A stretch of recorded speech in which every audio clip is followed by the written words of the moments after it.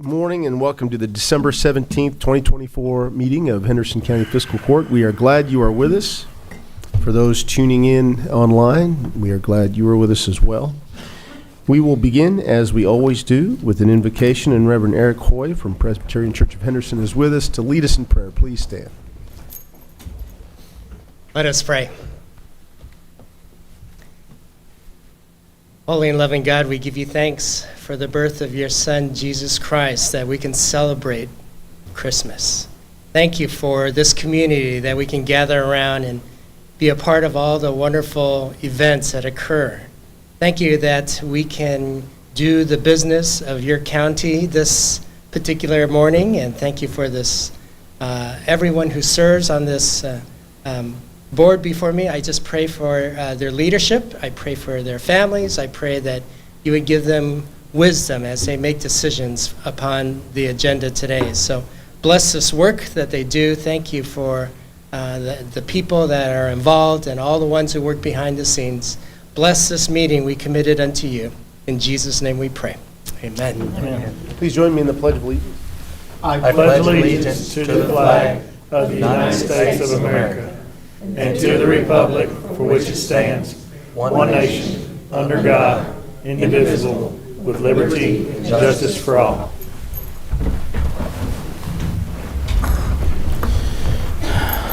Madam Clerk, would you please call the roll? Sure. Magistrate Starks. Here. Magistrate Berry is absent. Magistrate Southard. Here. Magistrate Tompkins. Yes, ma'am. Easy for me to say. And Magistrate Putman. I'm here. Gentlemen, you have in your packet the minutes of the November 26, 2024 fiscal court meeting. After a period of review, I'll entertain a motion to approve those. Move to accept. Second. We have a motion and a second. Any other corrections, clarifications, or additions? Hearing none, all those in favor say aye. Aye. Any opposed?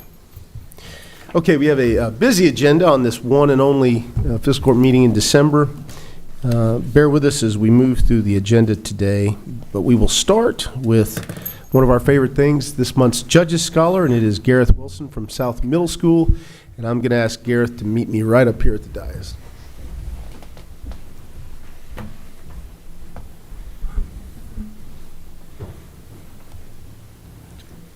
We have one of Santa's elves to help with the podium. Okay, we're going to do the proclamation in your honor, Gareth.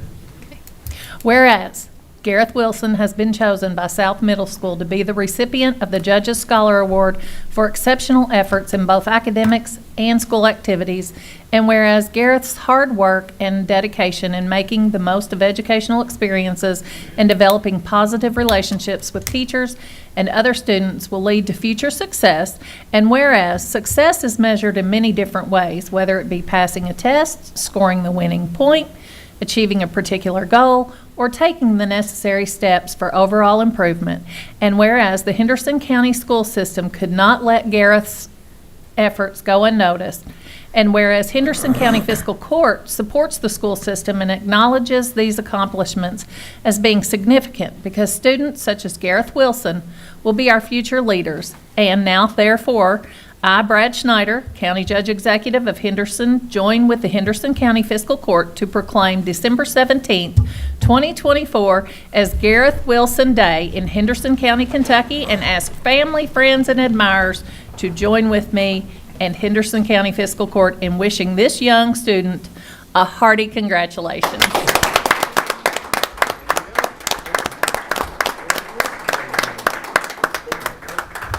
Now we got to do the paparazzi here. So.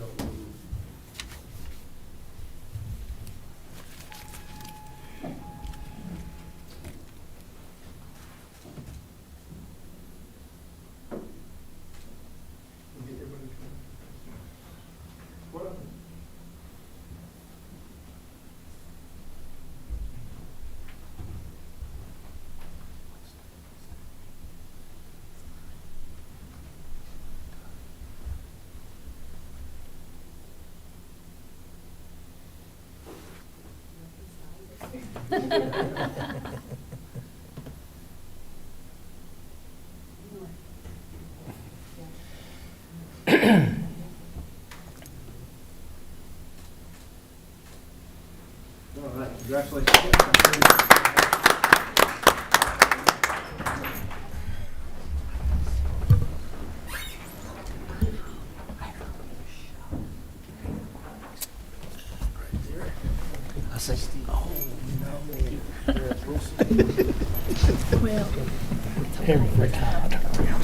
it's good. Congratulations, Garrett. Thank you to South Middle School for nominating him, and I'm sure your parents are very proud.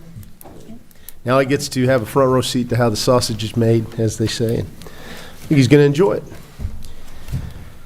All right.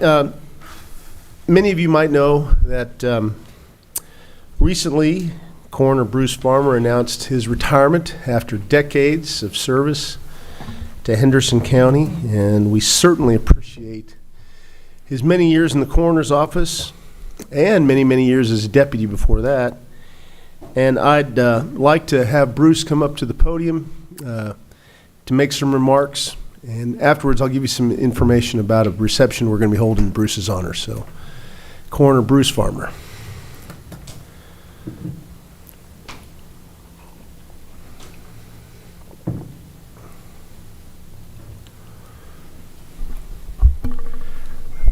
Bruce, you only have 30 minutes, so. I'm going to run so fast. No, I'm talking about when you get to talking. You only got 30 minutes. That'd be about right. How about, That'd be about right. For those of you who may not know, I'm retiring early due to medical problems, which I've had a lot of and going through here. Now, I've gone and been 16 years as a deputy coroner and 19 years as a coroner. So I've got quite a bit of time in there. I've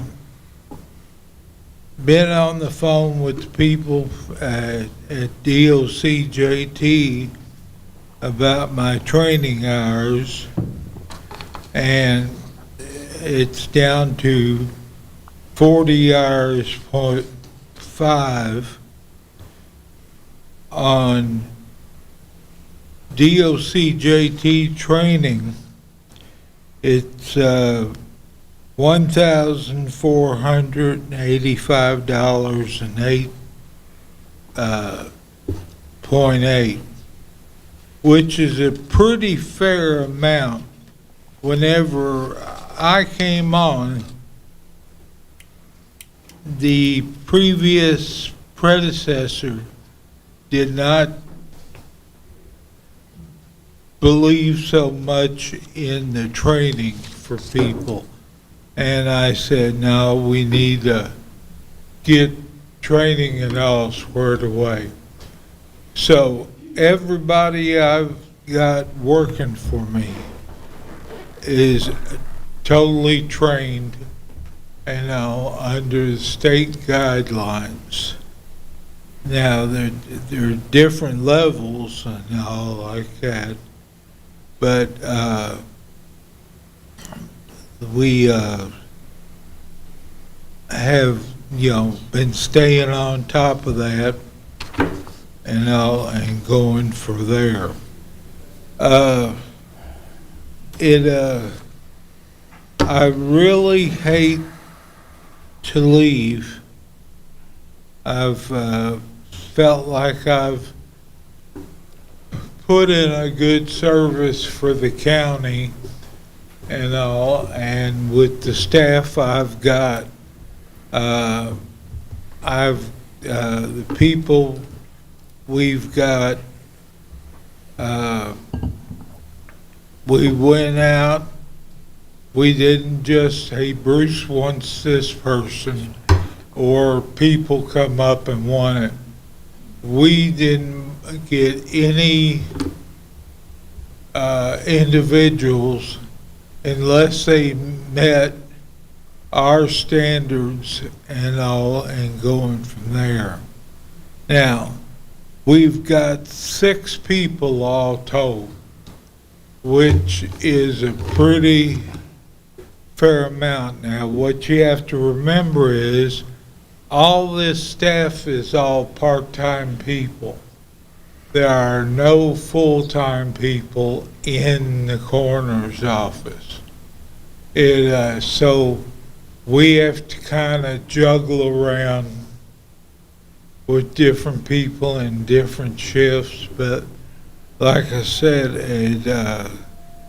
it comes out pretty strong that we go working around.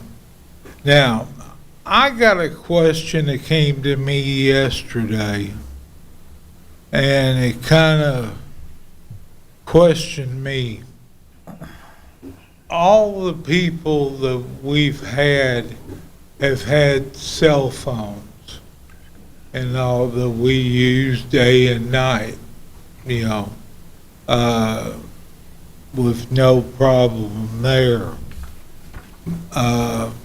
What we've always done in the past is that most of the phones are like 2 years old or older.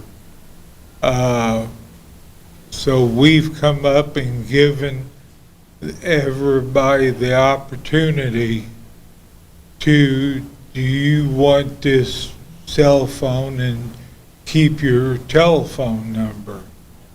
And that's the way we've done it, and it's worked out real well. So I really hate leaving. If I can ever be of any help, I want to be of help to the county. I've spent all these years between helping the county and the city and all that. I want to continue whatever the doctors say. I'm 71 years old now. So the only person I know older than me is Butch is what, 80, 85? 82. 82? 82.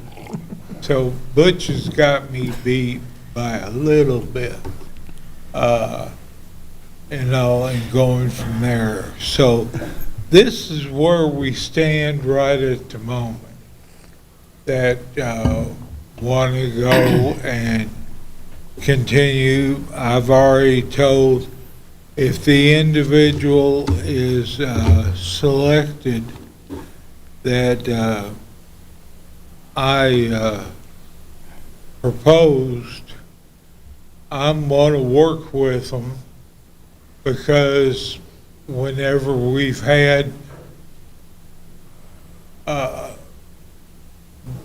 indigent bodies and all, which we've had more this year than we have in the past, and it takes quite a bit to get the whole bit, you know. Those of you who are new will know that we went for years without an indigent burial system. And the city put one in, which was great. County's got a little bit of one, which helps, but I got 2 bodies right now that we're trying to do something with. Unfortunately, some of these people have no families or anybody to claim them whatsoever. Whenever they do that, it's up to the coroner's office to go and work on these and try to get them taken care of. The city gives $800 for a cremation, $600 for a little burial, which nowadays, if any of y'all have ever had to deal with any family members,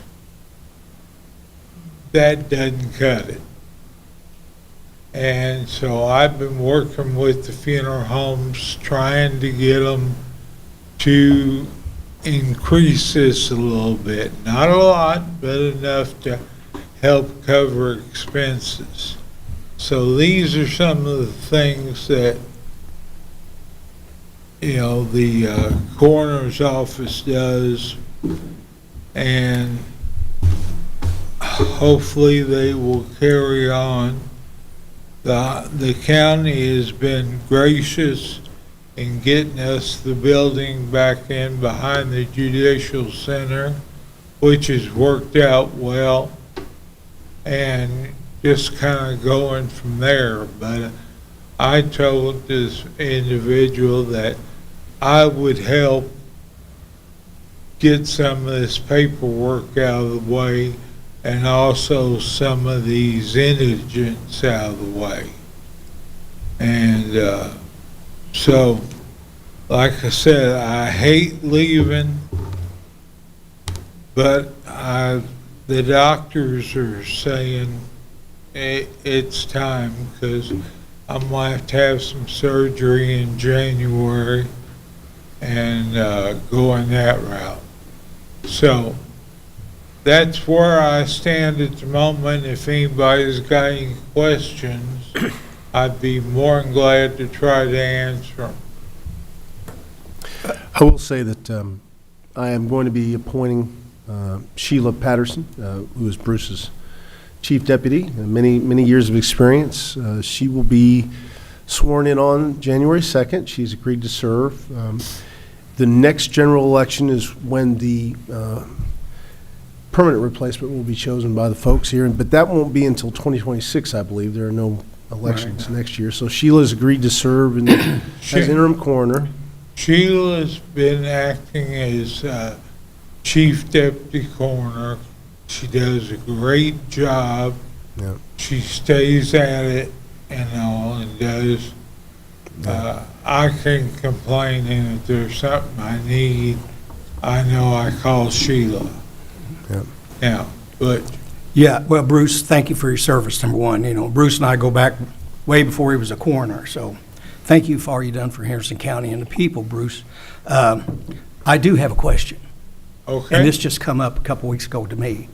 At the Salvation Army, we had some indigent people calling, wanting help with burials. Yes. I told the majors, I referred them to the city. Did Did I tell them right? I mean, that's, Now, the way the setup works, the city has an ordinance. right? Of course, it's an ordinance that's so old that Jeff Broughton was Wow. city manager at the time. So there's not much there. I don't know how many of y'all knew Jeff. Oh, he built this one, yeah.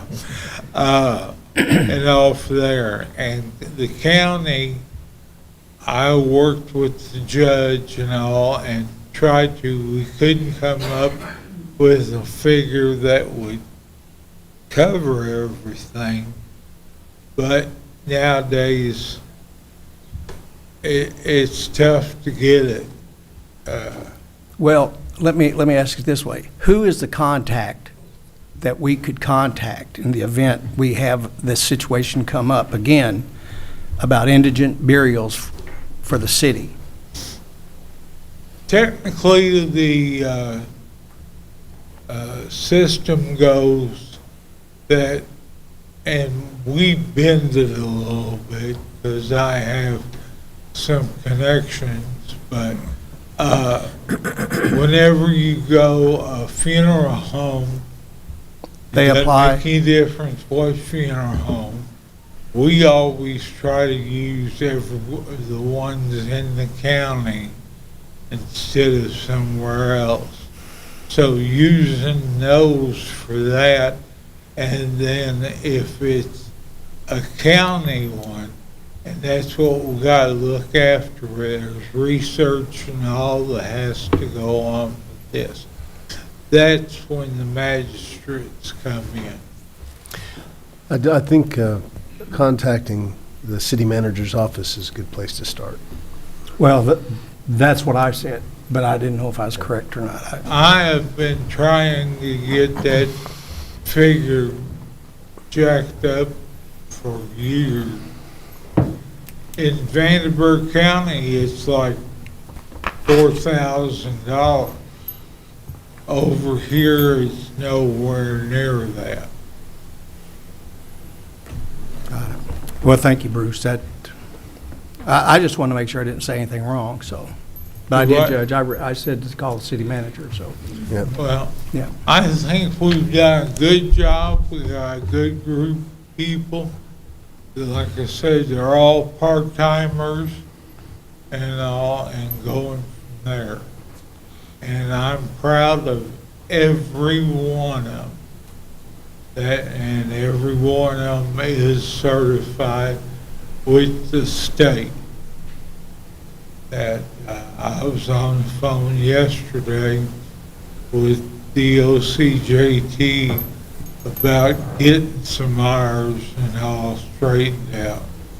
So I'm willing to help in doing that also. Anything I can do to help to continue on the office, I'm all for. Thank you again, Bruce. Thank you very much, Appreciate it. Bruce. Judge, Appreciate all you do. Judge, if I may, I'd like to say, Bruce, thank you for what you've done through your tenure as coroner. You have gone, I want to thank you for what you've done during your tenure as coroner. You've gone a long way to professionalizing that operation from where you took it over. You've really taken things to the next level, and you've led with a servant's heart. Your career as an EMT, serving people, your career as coroner, serving the public. I've worked with Bruce. He's one of the founders of the WC Handy Blues and Barbecue Festival. He is always serving. He served the FOP as a trustee for many, many years. He's always serving in so many different ways. So Thank you for leading with a servant's heart. Thank you for your career, for this community, and Godspeed in your next chapter. This is not an easy thing and just takes a little bit. Yesterday, in talking with people at DOCJT, we got looking up, and in the past 4 years, almost 5, I personally have $1,485, 85 Hours, point eight. is it? Yeah. Is it hours? Huh? Is that hours, training hours? Yeah, that's state training. Okay. Bruce, I'd just like to echo what Steve just mentioned, and we go way back, of course, in my previous career as a broadcaster here in Henderson, and I don't know how many times I had to call you at like 5 o'clock in the morning, or it'd be 11 o'clock at night, and it'd be Christmas Day, it could be 4th of July, because unfortunately, the calls that you go out on don't look at a calendar and see, what people's schedules are. So I want to just personally say thank you for, and like Steve mentioned, you did double duty for so long as an EMT, and you helped with our ambulance service. There were some tough negotiations that had to go on, I think, in the past, and trying to get funding to upgrade our equipment, and so it's not gone unnoticed, and I just wanted to add my congratulations. And I feel right now I'm leaving it in good hands that will help accomplish everything. The one thing, hopping back to, is the bit about the cell phones. We let everybody, who's been in service, whenever their phones get down, they can get a new one. And they're costing us $1 a piece. So it's no big deal on the cell phones. So if no one else has any questions, like I said, all y'all know how to get a hold of me, and anything I can do, I want to help do. Thanks again, Bruce. Thank you.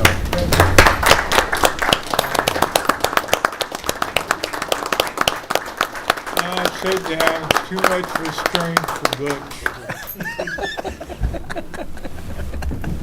Thank you.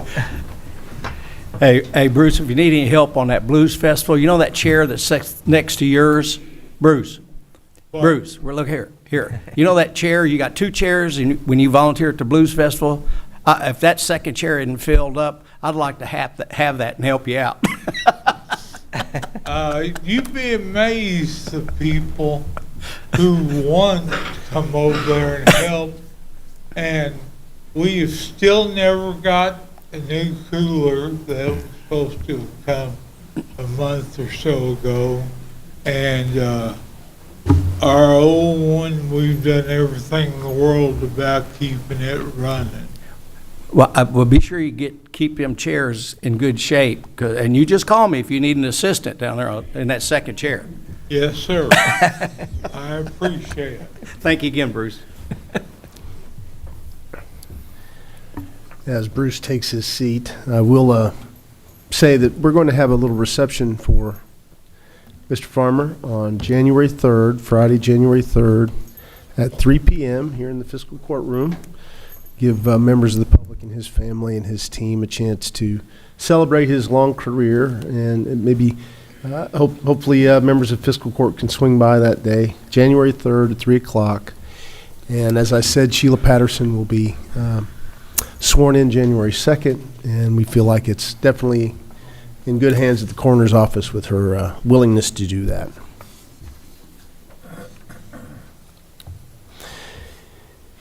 We have a couple appointments to make. First, we have 2 members of the Code Enforcement Board, Donnie Beals and Tim Skinner. Their terms are expiring on December 31st. Both would like to serve another term. Many of you might know that the Code Enforcement Board is relatively new, and it has gone as we had hoped, and things are improving in our ability to make sure people maintain their properties correctly, and serving on the Code Enforcement Board has helped provide some teeth for our ordinances. And so I need a Fiscal Court vote to reappoint Donnie Beals and Tim Skinner to the Code Enforcement Board. So move. Second. We have a motion and a second. Any other questions? All those in favor say aye. Aye. Any opposed? A appointment I have, actually we do need a Fiscal Court vote for Jeff Duncan serving another term on the 4-Star Industrial Board of Directors. Technically, it's the West Kentucky Regional Industrial Development Authority, but it is the 4-Star Board, and Jeff represents Henderson County on that board, and he's done a good job. And he would like to serve another term, so can I get a motion to approve Jeff Duncan for another term? So moved. Second. We have a motion and a second. Any other questions about that? All those in favor say aye. Aye. Any opposed? Melinda Whitlock, you have an animal control report, please.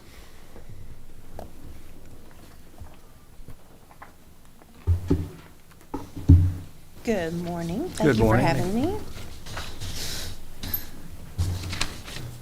As always, I provided the graphic as well as the numbers on the data matrix. Our running at large actually got much better. I don't know if it was because it was cooler, but that was very nice that they didn't go out on as many. And they had several that were returned to owners on the spot. So that was very nice, where the dog had just gotten away down the block.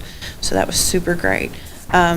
We did have a one pretty good case that was very nasty, and you know, the officers do what they do with that and push their feelings aside and keep on plugging away and try to hold whoever responsible And that is the cruelty and torture that's listed on your graphic. I won't go into any further detail. It was bad. We had a few that were sick or injured. Most of the time that is a cat that has been hit by a car. It's sad, but that happens, you know. And I actually thought we were going to go up on welfare cases as far as dog welfare. We actually went up on the equine division. We have more welfare cases regarding the equine. So right now, it's actually led to more equine welfare checks, which is odd because usually that doesn't come until like midwinter, you know, when people get concerned and they see, you know, thin horses out here and there. But Stacy takes the lead on those because she has the equine experience. She is training all the officers as well as me on body scoring and identifying health issues and the proper feed, and then helping to identify different breeds and what that breed actually needs. It's not just horses; it includes, you know, any kind of cattle that is under our jurisdiction. So it's been quite the learning experience. I grew up with horses, but I only grew up with like 2 or 3 specific breeds, and there are so many different breeds. So it has been quite the learning experience. The officers have learned a lot, and we're all trying to add that into our wealth of knowledge, just not dogs, cats. So I don't, you know, now we're adding like horses, pigs, goats. So that's been quite interesting. And we had already had birds, and of course we've had chickens. So we just keep learning. So it's just when I think I have, you know, a peak, there's always something around the corner that keeps me driven. So that's very nice. But there are a couple of equines that they're keeping an eye on, making sure they put on weight and they get their winter fur in, because they get the longer fur during the winter time, making sure that they're taken care of, blanketed whenever it's really chilly, and she's teaching us all that, so that's quite interesting.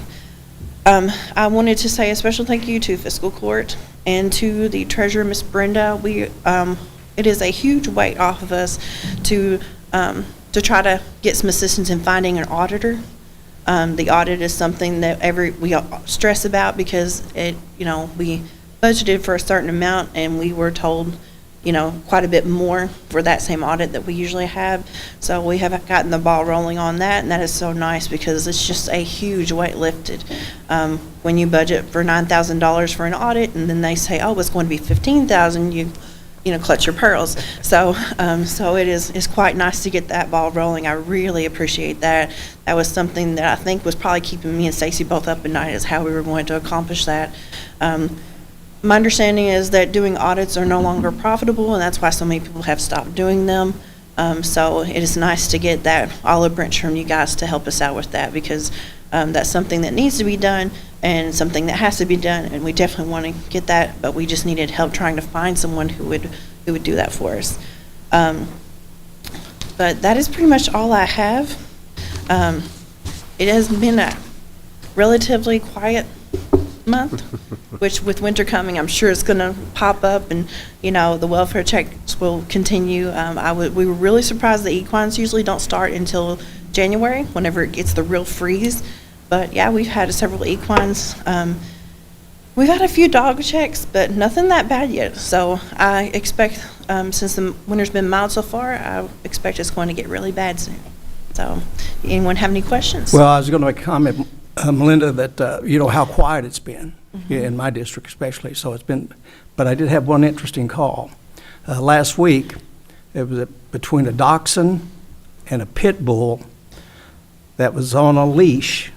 The owner was walking. It went in the yard after the dachshund and got it by the throat and was shaking it like a rag doll.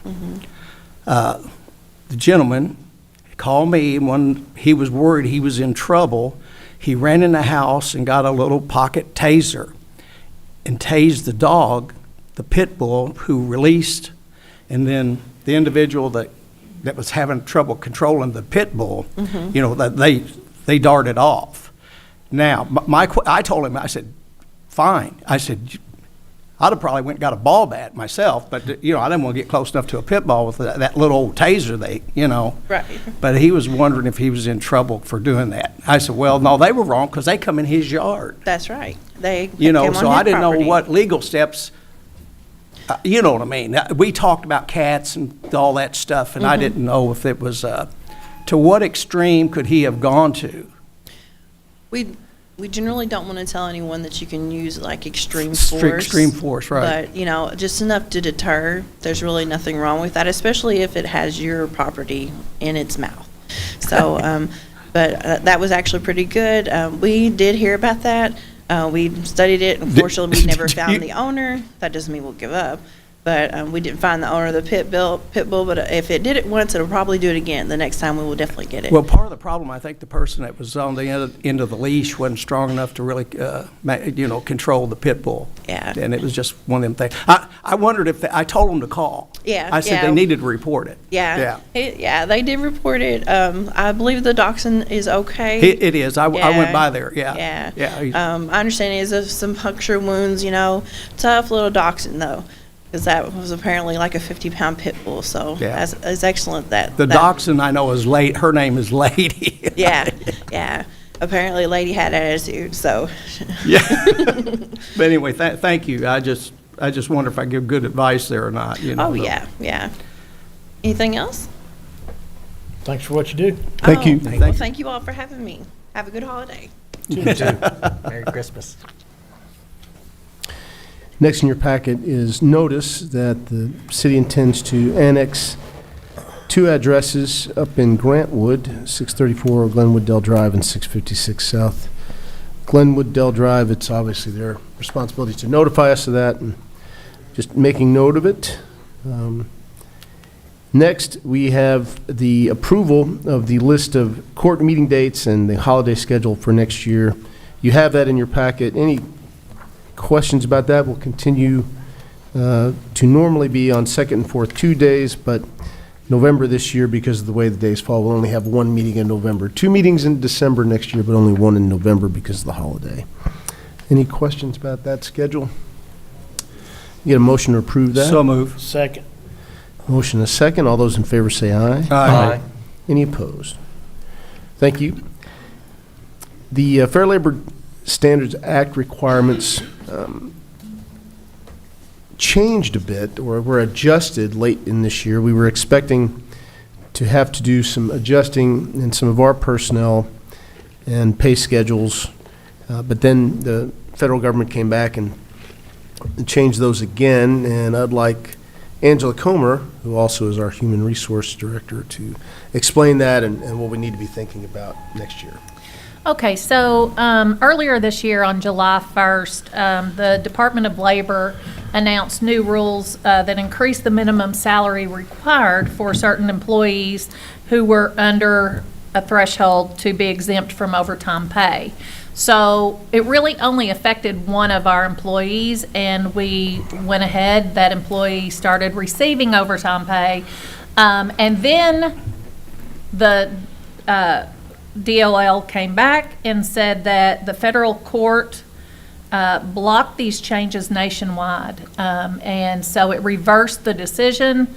And again, it affected one individual, and now we have made changes to that again. So We've accounted for this change. We'll see, I guess, do you know if that case has been appealed, if there could be another decision soon? Well, I don't know. I mean, it may be appealed. We'll just have to wait and see, because with the Department of Labor, they will let us know as soon as any change happens. In July, they had said that the threshold would change. It did change in July, and then it was going to change again to a higher salary even in January. But the federal court came back and said, no, this is not going to happen, and it reverted back to before the July 1st decision. The current thinking is that the new administration of the Department of Labor will probably abandon any appeal on that. We'll keep you posted if there's any more impact on our team. We have some surplus to declare. The first is, ironically, the body cooler at the coroner's office that we've been using for years. Its compressor failed, and we've replaced that more than once, or had it fixed more than once. The repairs are expensive. So this time around, working with Bruce's office, we decided to just go ahead and buy a new one that has a warranty, and that has now been in place. It's working, and we're glad for that. But we have the old cooler, and we want to declare it surplus, see if we can get any money out of it. So I need we need a resolution to that effect. A resolution declaring certain county property to be surplus and providing for the disposition thereof. Whereas the Henderson County Fiscal Court is the owner of certain personal property that was used by the Henderson County Coroner's Office that is no longer of use to the Henderson County Coroner's Office. Whereas pursuant to KRS 67.0802, the Fiscal Court finds that this is in the best interest of the county to deem the property as surplus and provide for the disposition thereof. Whereas the Henderson Fiscal Court wishes to offer the said personal property to be sold by public auction in accordance with the law, transferred to another eligible agency, or disposed as scrap at the discretion of the Henderson County Judge Executive. Now therefore be it resolved by the Fiscal Court, County of Henderson, Kentucky as follows.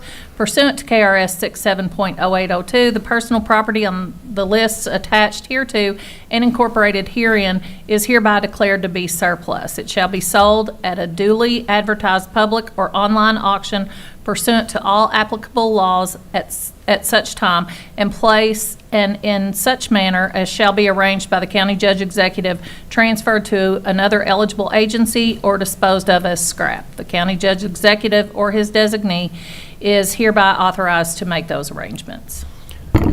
Get a motion to approve So moved. that. Second. We have a motion and a second. Any other questions?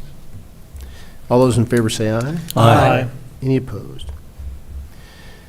Two other items we need to declare surplus are two ambulances that are now well beyond their useful life. We have been leasing them to Deaconess to use, but they are now non-operational. And the city is going to take care of their disposal. They are a combined property of city and county, but we do need to read a resolution to also declare them surplus, and I'll have the clerk read that resolution. A resolution declaring certain county property to be surplus and providing for the disposition thereof. Whereas Henderson County is co-owner of certain personal property used by Deaconess Hospital that is no longer of use to Deaconess Hospital. Whereas pursuant to KRS 67.0802, the Fiscal Court finds that it is in the best interest of the county to deem the property as surplus and provide for the disposition thereof. Now therefore be it resolved by the Fiscal Court, County of Henderson, Kentucky as follows. Number one, pursuant to KRS 67.0802, the following items are hereby declared to be surplus. 2017 Ford E450 ambulance, 2012 Ford Cutaway ambulance. Do I need to read those VIN numbers? No. Okay. They shall be sold at a duly advertised public or online auction pursuant to all applicable laws at such time and place and in such manner as shall be arranged by the City of Henderson Finance Director, transferred to another eligible agency, or disposed of as scrap. The county judge executive or his designee is hereby authorized to make said arrangements. And number three, the county judge executive or his designee is hereby authorized to sign any and all documents necessary to effectuate the terms thereof. Get a motion to approve that? So moved. Second. You have a motion and a second. Any other questions? All those in favor say aye. Aye. Any opposed? With that, I'd like to call Kenny Garrett up for a couple items, if you don't mind. First is the adoption of the Henderson Emergency Operations Plan. We updated this in May, but now we need a formal vote to approve. Is that correct? That's correct. Once a year, we have to do this with the Emergency Operations Plan. The last time that we had one of this significance was 2011, when we changed from an annex-based EOP to a ESF-based EOP. This year, Now, the state... Kenny, you know how I hate acronyms. I know, so- but I did that just for you, Judge. ESF. ESF is Emergency Support Functions. It's just a different format of basically all the chapters. There's 14 different chapters dealing with communications and transportation and all the things, law enforcement, police, and fire, and everybody else. But, so, back to where I was. That's okay, no problem. We went to that. This year, the state decided that they were going to do a complete reformat of the existing ESF EOP. So with that, we've been working on that since about March, and the content's pretty much the same.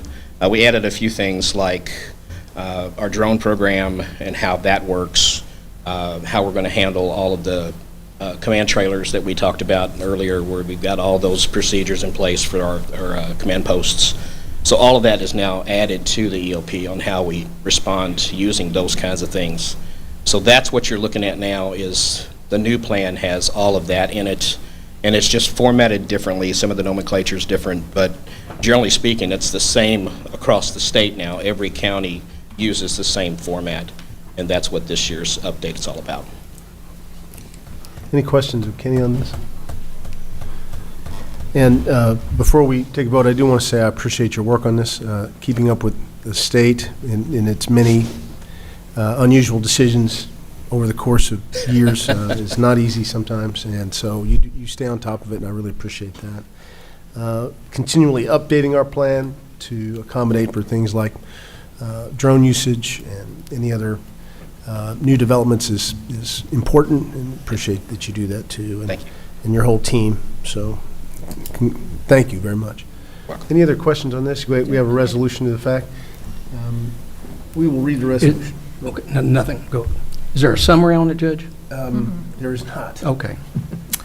Whereas KRS 39B.010, KRS 39B.0303, KRS 39C.0503, and applicable Kentucky administrative regulations requires the development and maintenance of a local emergency operations plan which sets forth the local government organizational structure, policies, procedures, and guidelines for the management and coordination of all disaster and emergency response in Henderson County and its cities, and whereas KRS 39B.0303, KRS 39B.0602, KRS 39C.0503, applicable Kentucky administrative regulations and planning guidance issued by the Kentucky Division of Emergency Management require the local emergency operations plan to be officially approved and adopted by signed resolution of the Henderson County Judge Executive, and whereas the Director of the Henderson County Office of Emergency Management has submitted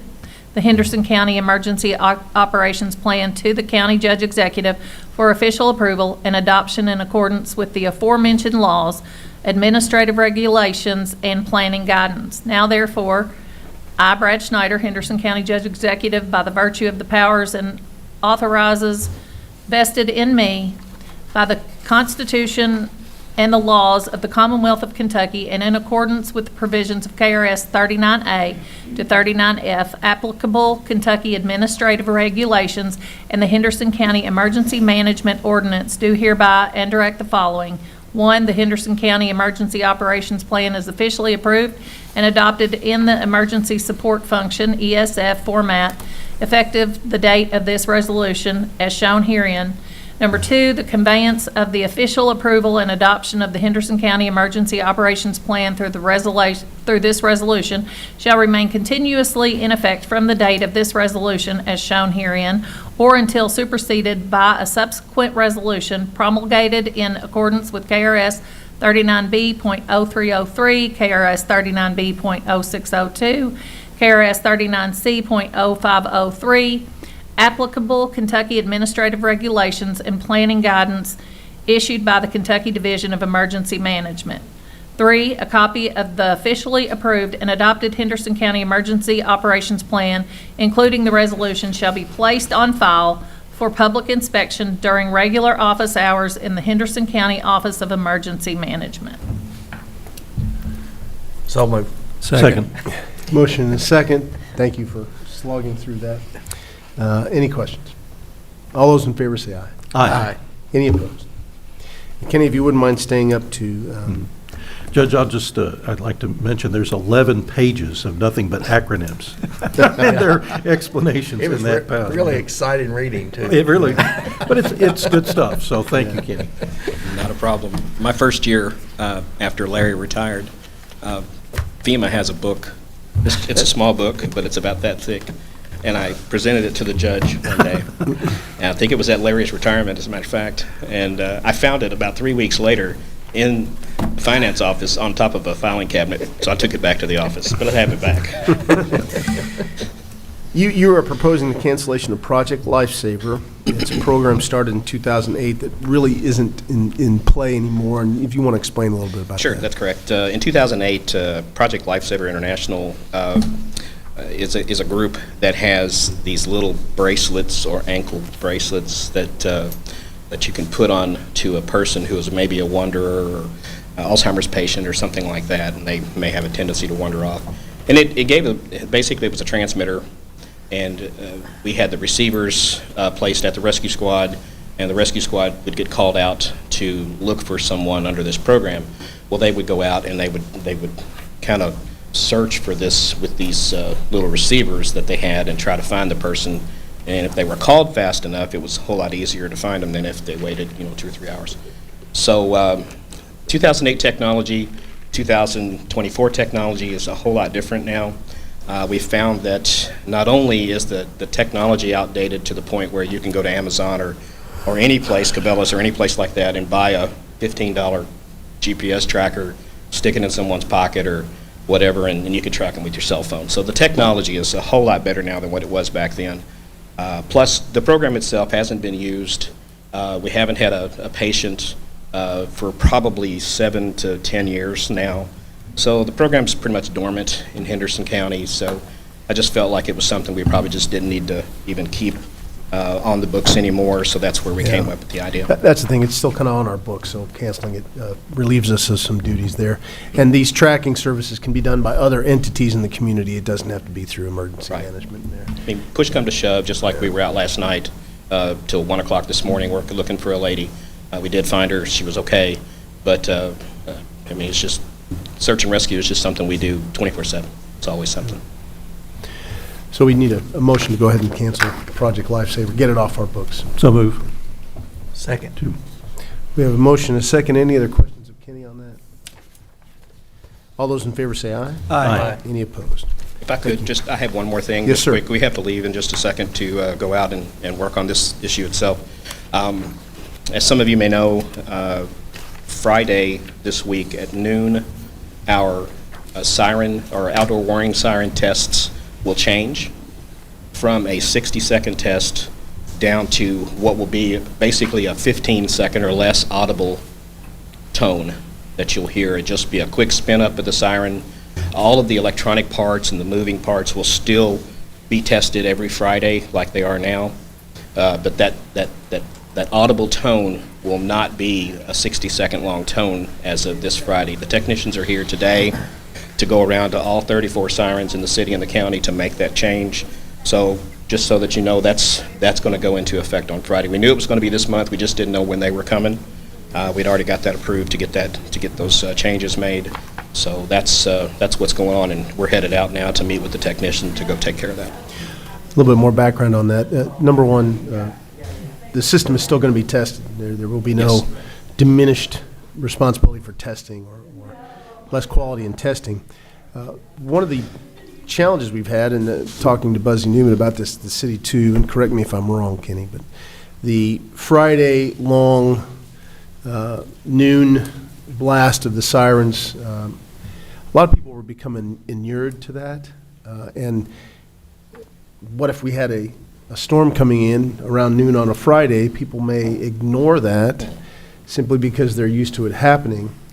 And we worried about whether people were actually paying attention to the storm sirens like they should. So altering the way it's tested means that from now on, that long pulsing horn should alert people to the fact that it's a real emergency instead of just a test or something that they've been almost in the background of their minds now. Does that make sense to everybody?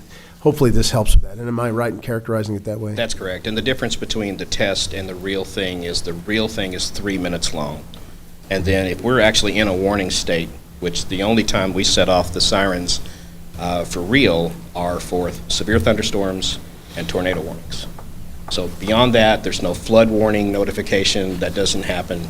So those are the only two reasons it gets set off. And it's 3 minutes and pause, and then every 15 minutes until the warning expires.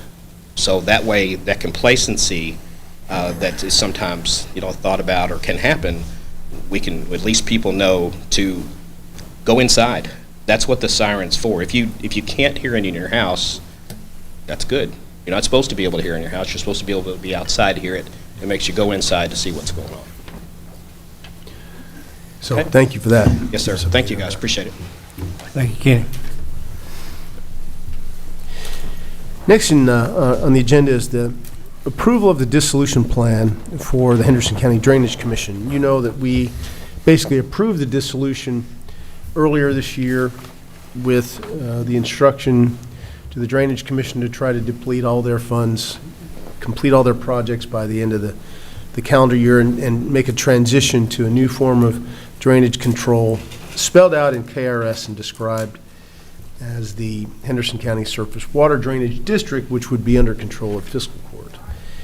Part of the process for dissolution of that Drainage Commission is the approval of a plan for dissolution, and in front of you, you have that plan. And we need to vote on this today as we're coming up to the end of the calendar year. And if you don't mind, I'll read this for the record and take any questions.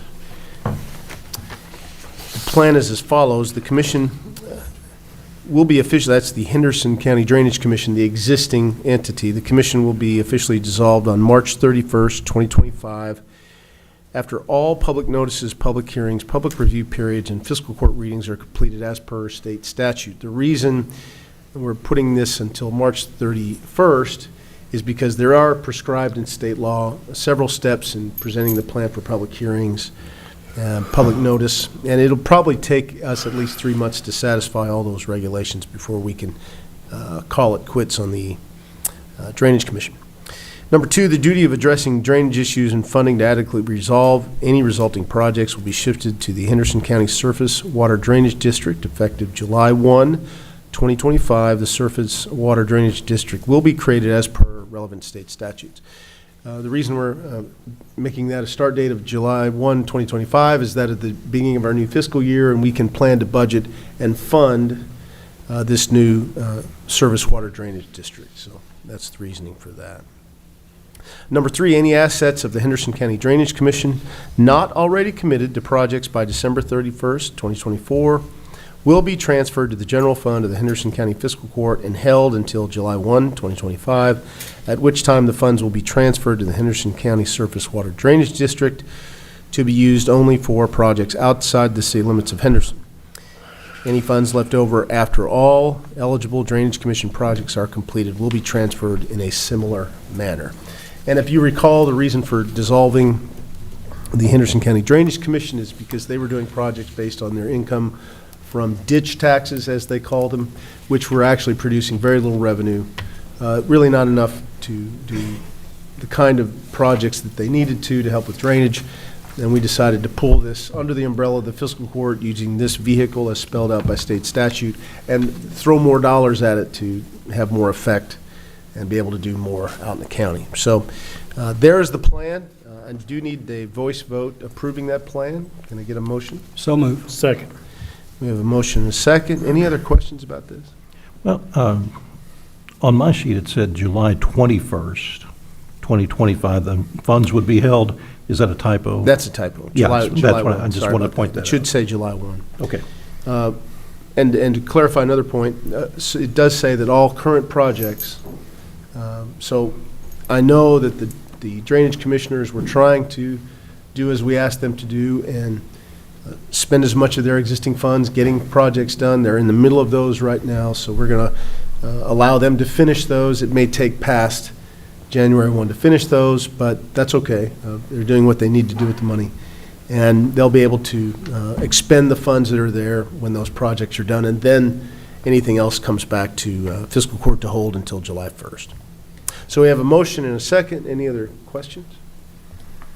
All those in favor say aye. Aye. Any opposed? Judge, just to clarify, the next step is that now that dissolution plan has to be available for public view for 30 days, and then there's a public hearing on that dissolution plan. Yep. Next in your packet is the annual agreements we have with Aquaphase to provide water treatment for both the Judicial Center and the courthouse. With older plumbing, water treatment is necessary, helps maintain the health of our very cumbersome and challenging plumbing system. But need a vote to approve another year of agreement. These are not expensive agreements. Judge, with Aquaphase, every year, or every time we do this, we have to mark out certain things that they put in there that the county can't do. I've done that and provided that to Mr. Weeson. So I would ask that it be, the agreements be approved with the legal strike-throughs that were put in there. Get a motion to that effect? So, second. We have a motion and a second. Any other questions? Is the price about the same, or, I believe so, yes. good, Yeah, okay, exactly the same, good. yeah, I mean, they're only like $345 for one building.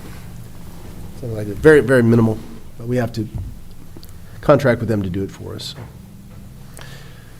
So we have a motion and a second, including Steve's recommendation on the language of the motion. All those in favor say aye. Aye. Any opposed? Thank you. The sheriff's monthly reports are in your packet. These are the normal monthly reports. Any questions of Sheriff's Department on those? Get a motion to approve? Move to accept. Second. We have a motion and a second. All those in favor say aye. Aye. You also have the detention center reports, and Jailer Todd, anything to add? Looks like there is something to add.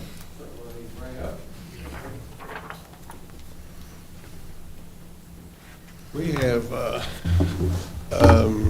went out for bids for a new transport vehicle van.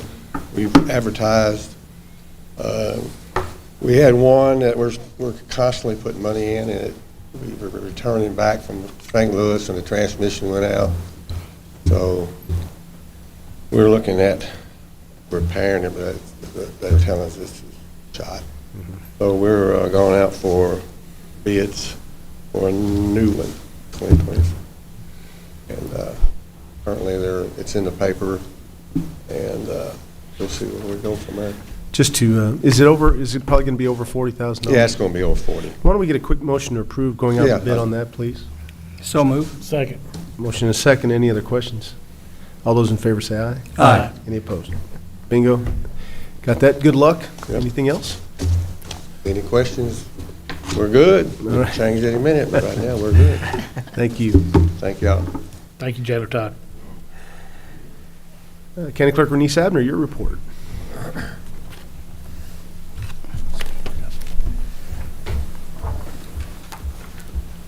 That's an awfully festive sweater there, young lady. It's pretty. It's nice. Good morning and Merry Christmas. Today I have the payments to the Henderson County Treasurer for the month of November 2024. Excess fees for the month, I have $101,884.82, and the total remitted at $146,550.48. Move to accept. Second. We have a motion and a second. All those in favor say aye. Aye. Any opposed? Any other news from the clerk's office? No, we're Thank doing you for well. all you do. Thank you. Thank you. Mr. Gold, your report. Judge, I've got several checks today. A flow-through from the city in the amount of $458.33, interest in the amount of $103.83, Aflac $161.84, two dental and life insurance checks, $550.17, and $13.89, and health insurance, $14,780.38, bringing today's total to $16,068.44, and the total remitted for the fiscal year to date, $130,745.99. Gareth says he's never had over $16,000 in his hands, so we're going to have it briefly. And I always say it's just like being an adult. comes in, then you end up having to hand it to the government. Thank you.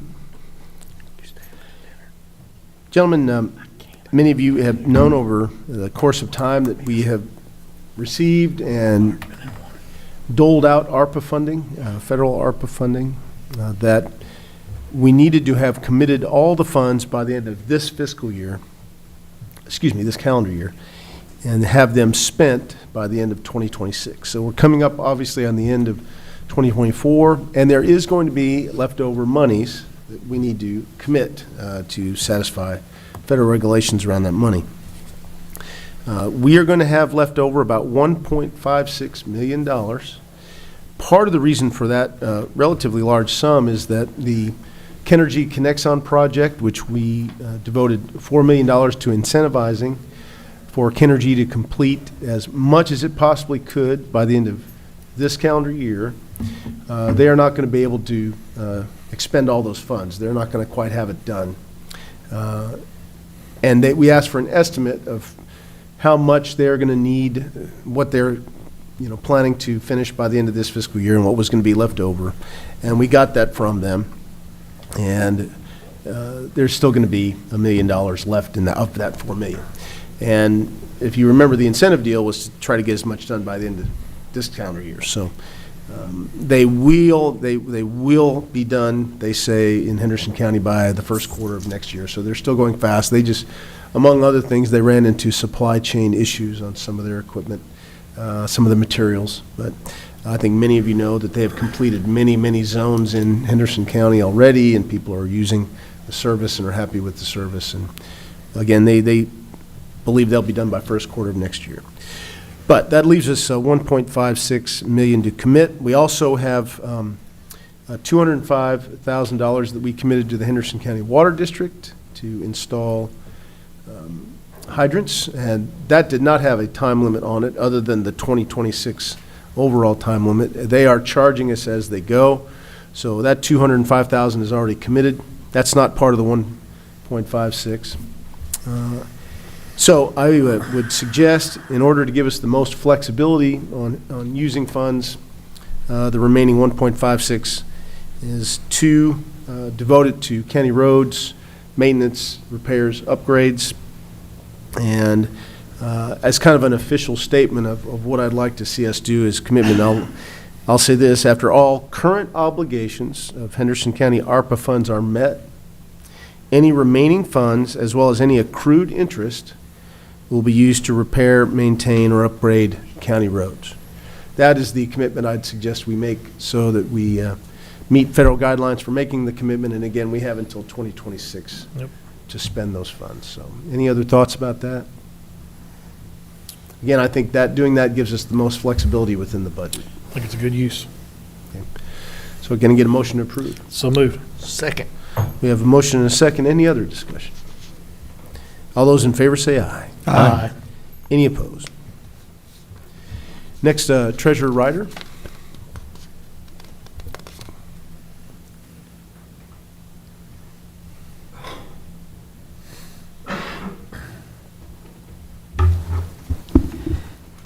This is the first reading of Budget Amendment Number 3 for the current fiscal year, amending into the budget prior year surplus funds of the general fund of $2,500,000, with corresponding expenditures of the general fund of $2,500,000.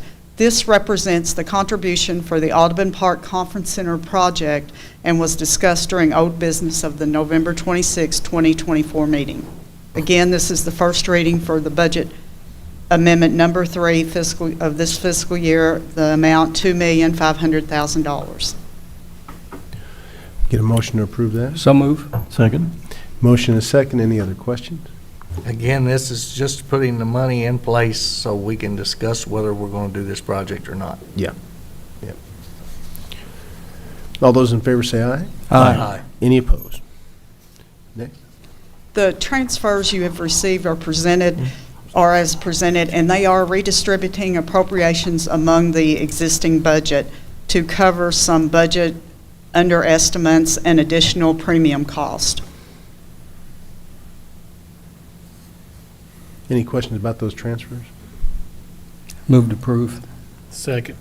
We have a motion and a second. Any other discussion? All those in favor say aye. Aye. Any opposed? Thanks.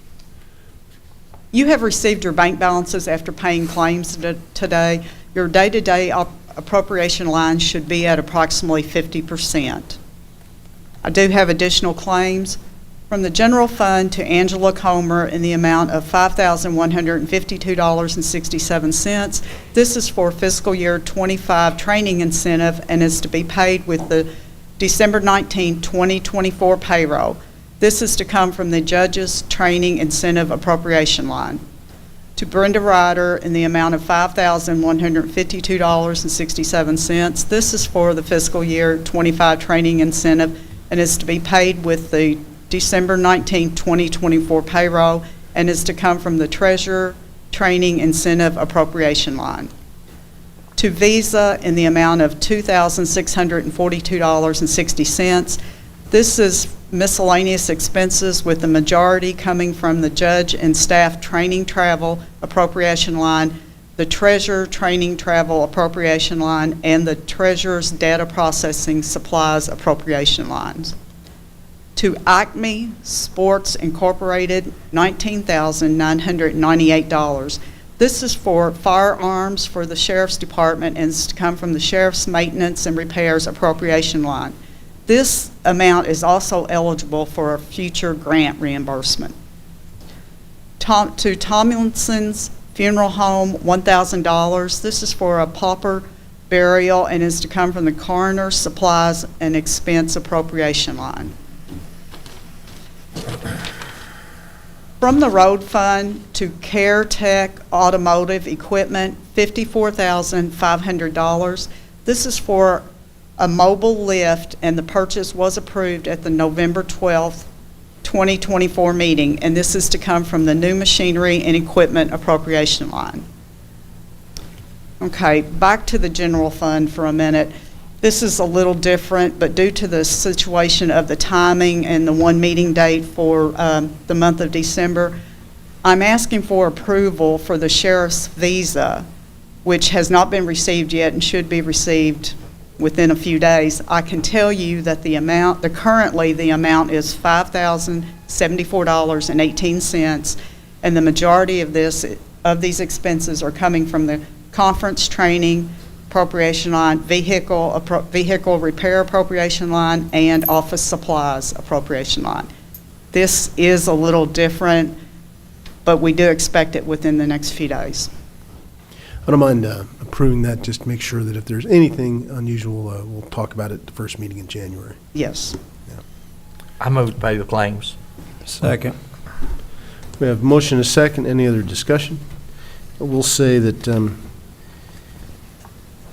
as Brenda mentioned, expense percentages to this point should be approximately 50%, and every single department is below 50% in expenditures, so they're holding the line well. We're on budget. We've hit the season of the year, obviously, when the property taxes hit our budget, and a couple months into that now, so revenues are on schedule. Expenditures are under budget, so it's all good. Midway through the year, the Finance Committee has been tracking that closely.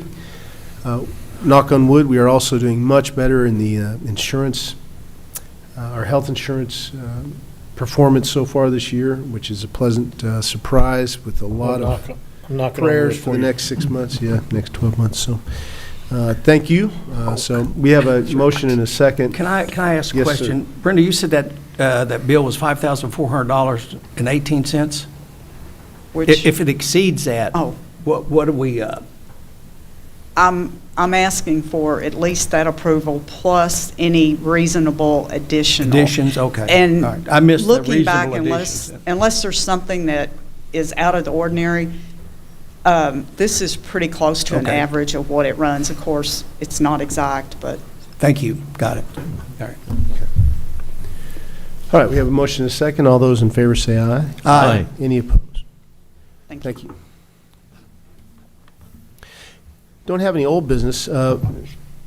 For good of the county, I'd like to ask Jeff King to come to the podium and describe to us a project that we've been discussing with our first responders for several months now, more than a year. And I think hearing Jeff's description of what we're talking about, it might be something that the county is very, very interested in supporting. So, Jeff, with that, I'll turn it over to you. Judge Snyder, thank you. Members of the court, thank you very much. I'm Jeff King, lifelong member of the county, also a 33-plus year volunteer firefighter with Cordon Civil Defense. Many of you may know me, and Master Tompkins, no comments from how I may have treated you when you were younger. Hey, it was well deserved. But I do appreciate the time to be able to address y'all today. We've had this conversation house on the tailgate of the trucks, but it's nice to be able to actually formally start this process of grain bin safety and training within Henderson County. We always knew it was a matter of when, not if, and unfortunately, we got to experience that. Successfully rescue, everything kind of fell into place, but there's no formal training in this part of the state. I'm currently working with the Department of Ag. We're working on a couple of mobile training trailers to be placed across the state, but it's not as real life as what I would like to see the training be. And we've had these conversations to actually build a working grain bin simulator that we can actually crawling over into a dumpster filled with corn or soybeans or something is one thing. That gets some basics. But if you've got to actually do some high angle, go over the top of a building. In the rescue that we got to perform, luckily the grain was low, we got to go in the access door on the ground. More times than not, that's not the case when we enter into these, nationwide, when we enter into these rescue situations. And you've got to be able to training not only how to safely recover and rescue a person inside, but it's our responsibility as first responders to return home to our families. So I hate to say it, our safety's got to come first. Ever who we're trying to help is going to be second, but it's not really that less important. So in building a facility, which to my knowledge, there's only one other type of these operating simulators in the country. So Henderson County would be taking a leading edge on grain bin rescue, and I'd be proud to be a part of that. And the commitment from the court to get this the building of a grain bin, that's easy, Judge, that's easy. I've got a couple of grain bin companies that are excited to partner with us. They're willing to do the engineering, help us with the facility, getting it constructed. The biggest thing we need to start working on now, and Steve, that's where I think a big part of where you're going to come in is on the legal aspect of this, the liability, what's going to be required. Yeah, I was already thinking about it. Yeah, what's going to be required? I mean, we're going to have a state fire commission involved in this. Certified trainer, they are actually working on train the trainer protocols now. And I think City Fire has gone through some of them. City Fire is going to be very integral in part of this, because they're trained in high angle rescue. Unfortunately, none of the county departments have that training. Now, I do know there's 2 ladder trucks within the county, and that may be implemented as we work on our county training, since those pieces of equipment exist. But this is going to be, like I said, I'm glad it's off the tailgate, Tim. and we're here. So we can start to, but it's going to be a long process to make sure we've got our I's dotted and our T's crossed. From an estimated expense, we're start to finish with equipment and everything, we're probably under $200,000 to get the whole thing completed, and that's equipment to use, their safety harnesses. Most of the county departments have grain rescue tubes that were provided by Farm Bureau. The city has what's called a Great Wall. One of the grain companies provided that to this county. So we have some basic equipment, and we use that and used it successfully. But there's going to be some other things. The grain bin's not a big deal. Building a grain bin's not a, I can get that built pretty quick. Probably the cheapest part. That'll be the cheapest part.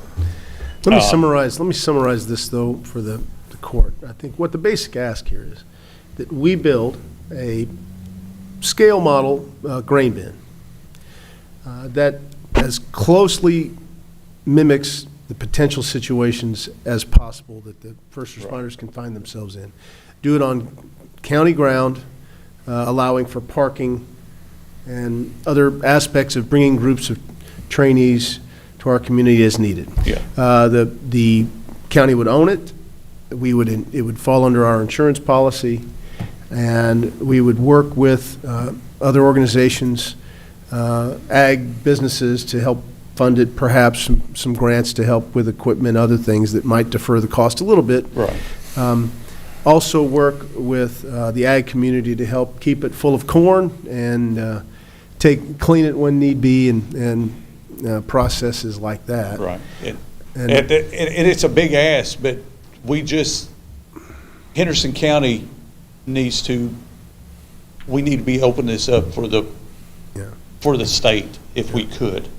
And that could provide in rental fees some revenue to help maintain it. And, Right.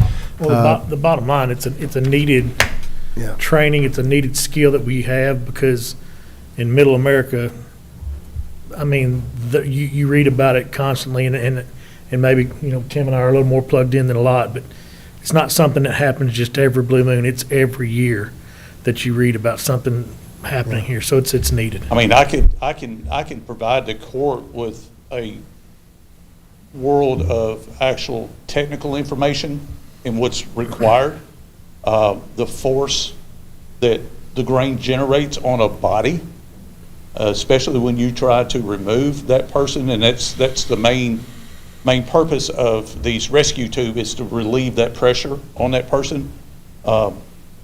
You'd be surprised how shallow you would have to be, and you could, kind of graphic, but you could literally pull a person in half before you got them out of the corn. So this is some training I think is greatly needed.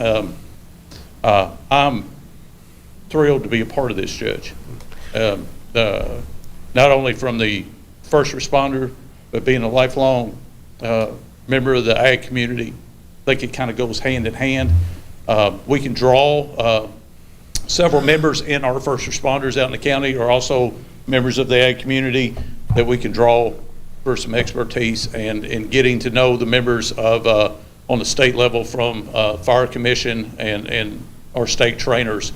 They're just kind of briefly mentioning this, the amount of excitement that is being generated with this. I can't express how much that's really going on out in the community. So just to be a part of it and to be a part of this county that's willing to take the lead in some training like that, it's pretty exciting. So it's going to be a little bit of a long road to make sure we do it right, because we don't need to halfway ourselves into this. There's too much at stake from a training safety aspect. I mean, because we are confined space, we're high, we're several feet off the ground, high angle. You do it as quickly as you can do it correctly. Correct. And because our ultimate goal is to, if we have this arise again, this situation arise again, is to work with that person that is in trouble and get them out and back into their families' hands as soon as we can. To really, now I'll say this, is the court interested in furthering this project and really nailing down on what it's going to take for us to do it and report back to the court? Well, Mr. King, thank you for your service. And again, volunteer fire department guy, I mean, what can you say about you guys? You go out there, you risk your life daily. These things seem to be more present in our county now, where these rescues are, and you've been successful with them. So I like the whole thought of being kind of in front of all this, across the state, it sounds like to me. So my only question is where would we put it? Well, That's tough. and then with Nick Stalling standing right there, we have plenty of room at Sandy Lee Watkins Park. That's what I Plenty thought of you said, room. yeah. And it would be just a logical place to put it. Well, anyway, Judge, just sum up, I think it's interesting, and we should probably pursue this. So what I'd like to do, Jeff, is form a little working group on this. Okay. Which would include me, Magistrate Southard, if you would be agreeable. You, maybe 2 more representatives, one of the farming community and one of the first responder community, or, in your case, you cover both of those boxes. And we pull in Mr. Gold as needed when questions get to that point. Absolutely. We might also bring in our insurance provider to consult as well. But if you're amenable to that, Magistrate Southard, I'd like to really start this process. Absolutely. Yeah, Okay. I can foresee I have several questions, but I can foresee as we start down this path, I see a whole lot more questions to be answered to make this come true, so. I've written down quite a few already. I'd like to see. One of them, though, is that you talked about the excitement that there was on a statewide level about this. Usually that excitement, there's a potential for that to translate into grants. Right. Have you, I know you've been in contact with the Department of Agriculture, things like that. There is some potential for, many of you may know the Tobacco Settlement Fund grants. That is a strong possibility. They do a lot of matching. Mm-hmm. So that is a possibility. We do have, I do have some contacts up there, and we've got as we always have had, we've got a really good commissioner of agriculture that is accessible to work with. So I don't think we'll have an issue in that department. I think it could be a joint project. Yeah. That would help with having some. I'm hoping that liability as long as shield, too. it's like buying in building an actual grain bin, I'm hoping that the financial part of it is as easy as the grain bin part. I don't see a lot of kickback because this is one of those really good, feel-good type projects. Just doesn't feel good, it is good. No. And there's a lot of interest in the private sector you've mentioned. I mean, there may be some monies to bear that I agree. ag companies can contribute.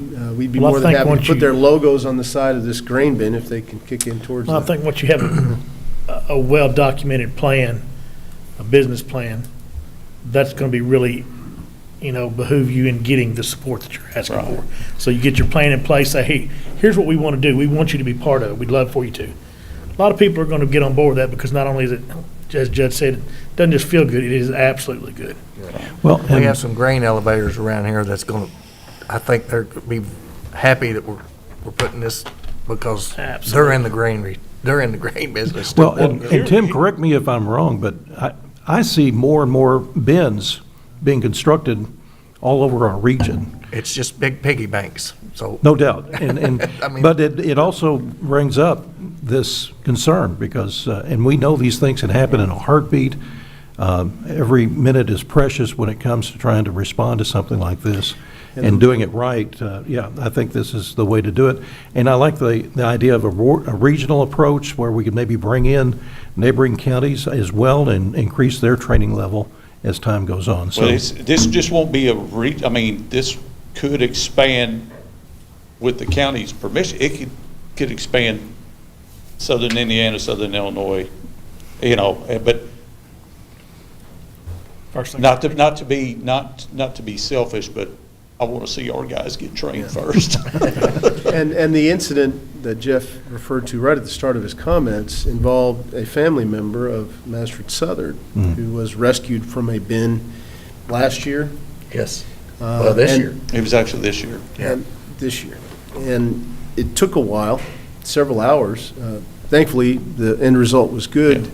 but it just reiterated the need for training. I will, yes, these rescue processes are not fast at all. And going back and looking at some general data over the last few years, after I did that, I felt pretty good. And I was bragging on the guys from the city and the other members, because that fell on the quicker side of a successful rescue. With that being said, though, like you said, wasn't your average grain bin rescue No. either. It was, we could go in the side door, the grain wasn't as high as normal. Right. Just this week, I had to send my son in a bin because he stopped running. You know how hard that was, to knowing I'd just been there this year, to send him in, and it's not a choice we have. No. It has to be done, so it's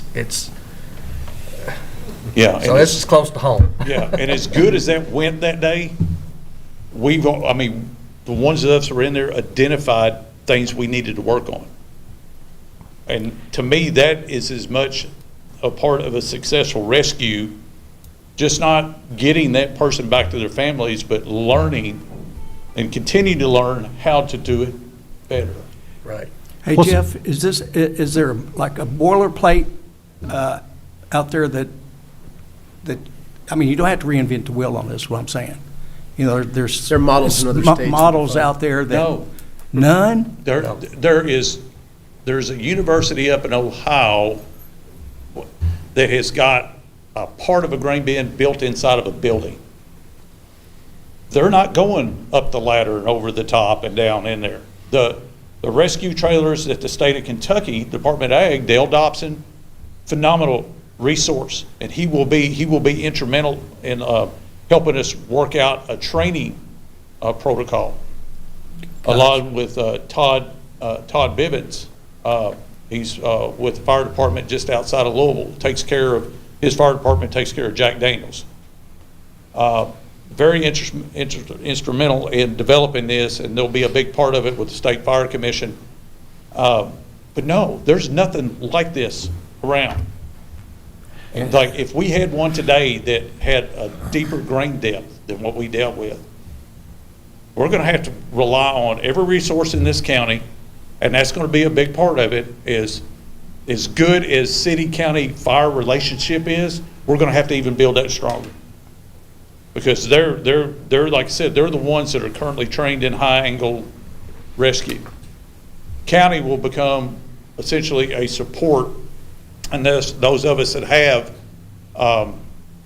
grain bin experience will be working directly with city fire if we have to go up and over.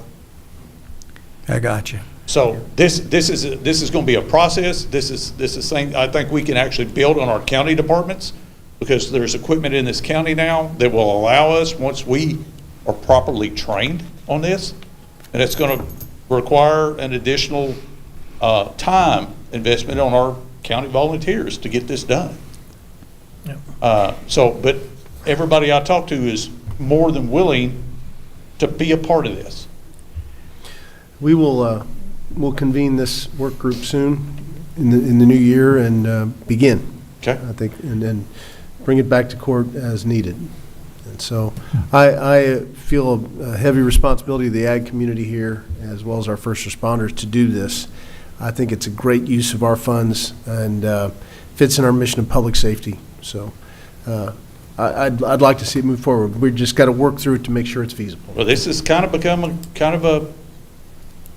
a personal endeavor of my own. I have a great love for serving the community. Somebody asked, and I'll step down. Somebody asked, why do you do this? Just like you're being a part of the community. So serving as a first responder, in the Henderson County is part of my personal responsibility to this county. So, Thank you, Jeff. I thank appreciate you. it. We'll convene soon. Hey, Jeff, can I just, Sure. in addition to first responders, I see an opportunity here too, where we could actually hold trainings, education for growers that have grain bins to know how to safely maintain them and operate. Absolutely. And eventually, this just doesn't stick to the ag community. If you look around, a lot of our industry Right. has grain bins, or we're going to call them grain bins. They're not, you putting grain in them, that could run into similar situations. I've even talked to the members of the Bourbon Association. Every one of their distilleries has grain bins on them. They're interested in this. So there is just a great opportunity not only to serve this county, but to draw this county into a positive spotlight when it comes to this type of first responder training and potential life saving. Absolutely. Thank you, Jeff. Thanks Thank for leading you. the way, Thank you. Jeff. Appreciate you. Thank you, Jeff. It seems like Nick Stallings has something for good of the county. I don't see the lights. Saint Nick. I don't see the lights. We got no lights yet. Ho, ho, ho. All right.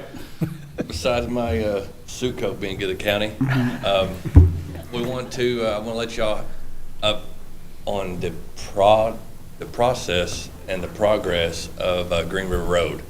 We have filled in all the area that is slide. It took us about a week and a half, 2 weeks to bring material and get all that slide to fix the toe of the slope, to let it settle obviously with a couple rains, and then to go back in and kind of re-level that area.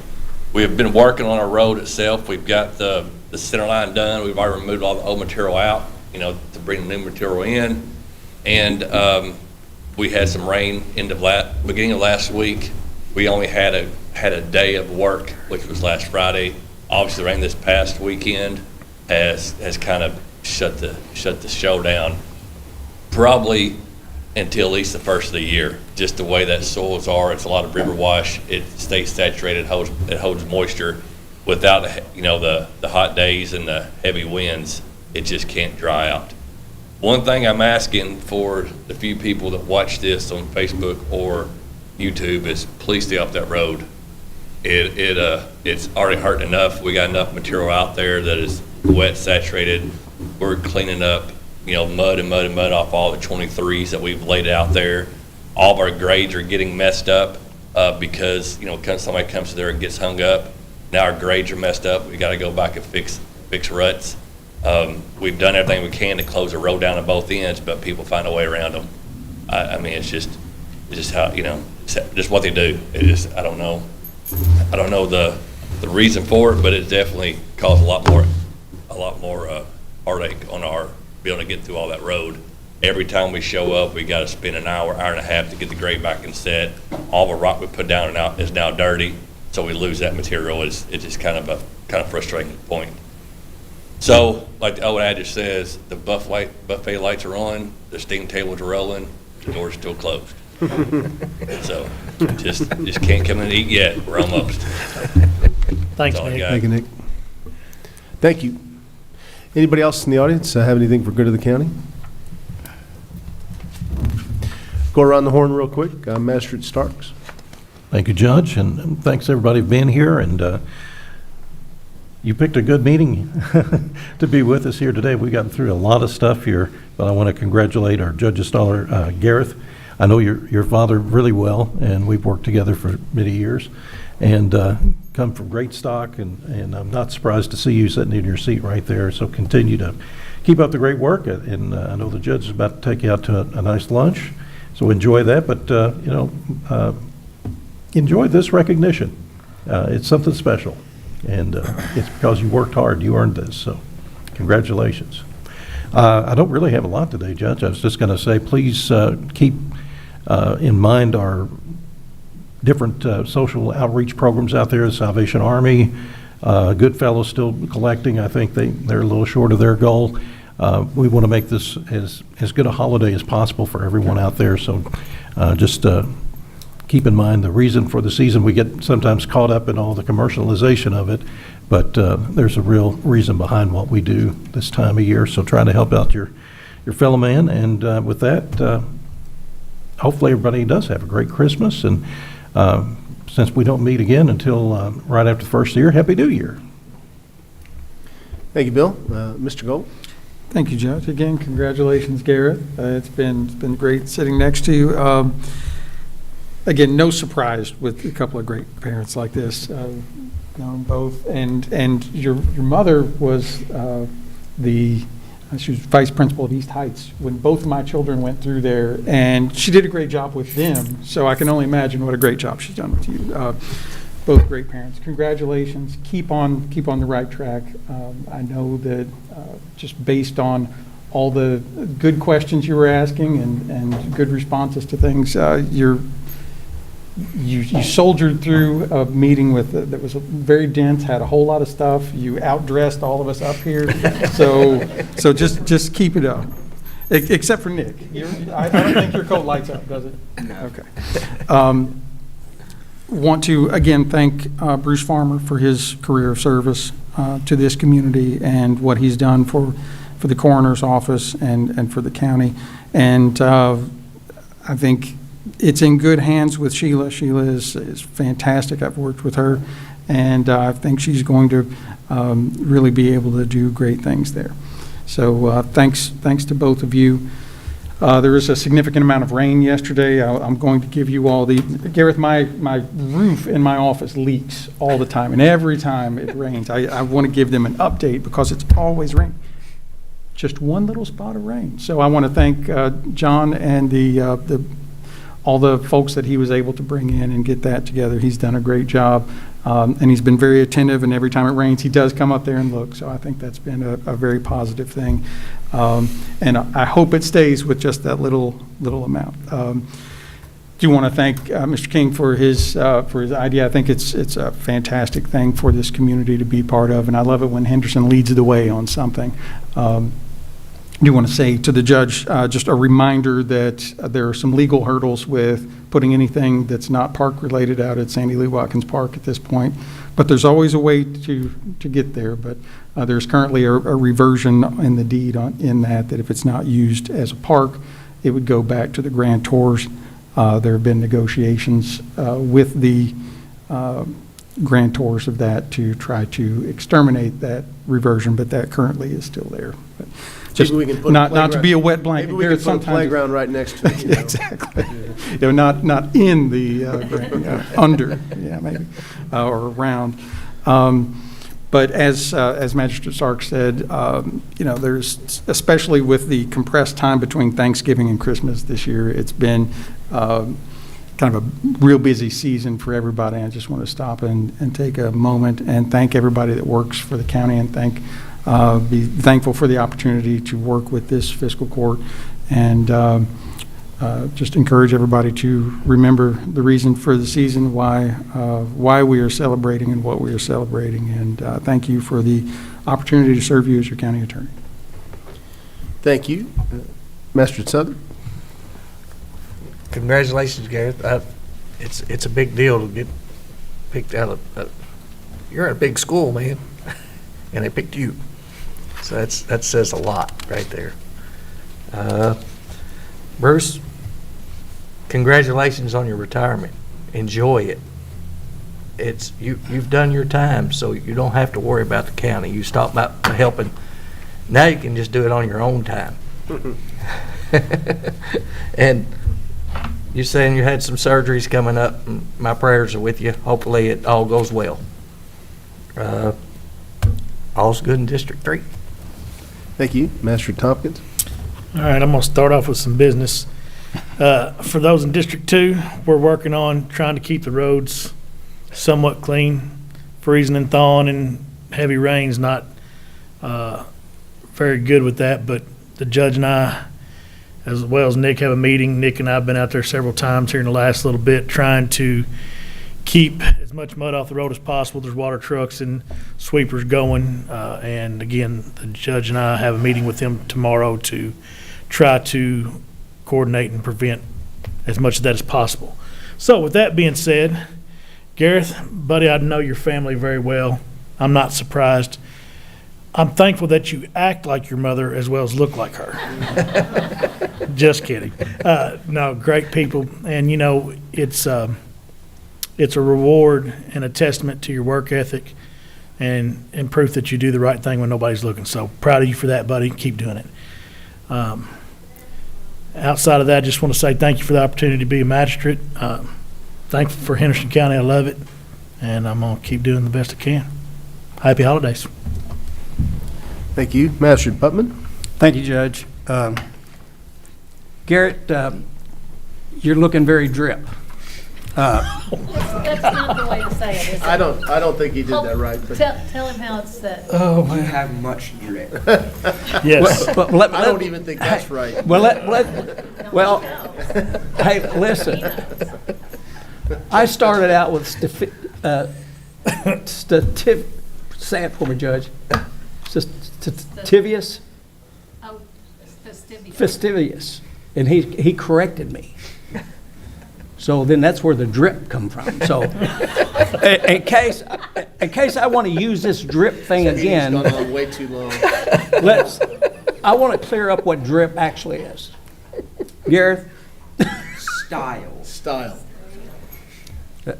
You was aware of it, Judge? Yeah. I think most of us are, Butch. Really? Dapper, Yeah, Dapper, fastidious, drip. you look good, buddy. You look good. Let's just get to it. You look sharp, yeah. And congratulations, like all the rest of the magistrates have said. And, you know, it's a pretty big honor. You know, I went back and looked at that criteria that was developed in that. You know, and it's all inclusive of just the individual itself, how he acts, interacts, grades. I mean, it's just the whole package. You know, so it speaks volumes to you and to the parents as well. So again, congratulations. Again, Bruce, thank you for your service and all you've done. I know we go back a long way. Hopefully we still got some future, so you don't forget who I am. I definitely won't forget you. And everybody else and elected officials and people with the county, just thank you for all you do, and just happy holidays. And all is good in the 4th, Judge. Thank you, and you might have earned a new nickname, you know, Mr. The Drip or whatever that was. I've never heard it. I've never heard it. That's a great way to end up 2024 with that going on. But Gareth, congratulations. Like everybody else said, it's a big deal to your parents. Congratulations. And Gareth is going to be our VIP guest at our employee recognition luncheon, which is going to be happening just here in a few minutes. So he's going to get to witness our team in full action, which is great. I wish everybody a Merry Christmas and a Happy New Year. I look forward to celebrating more of Coroner Farmer's career on January 3rd, 3 p.m. right here, and have more people remind us of his long years of service to the county in a very tough job, a very unusual job, not always a happy job, but a very important job, and we're appreciative of that. With that, duly noted for the record that Nick Stallings has his jacket lit up. I mean, this has devolved into a circus at this point, so Yeah, might as well have. Nick, you're flashing. Yeah. So everybody watching this on video later today, I mean, we are actually a serious group of people, but I know this doesn't necessarily reflect that, but we're having fun too. So I'll entertain a motion to adjourn so we can have some more frivolity. So moved. Second. We have a motion and a second. All those in favor can leave.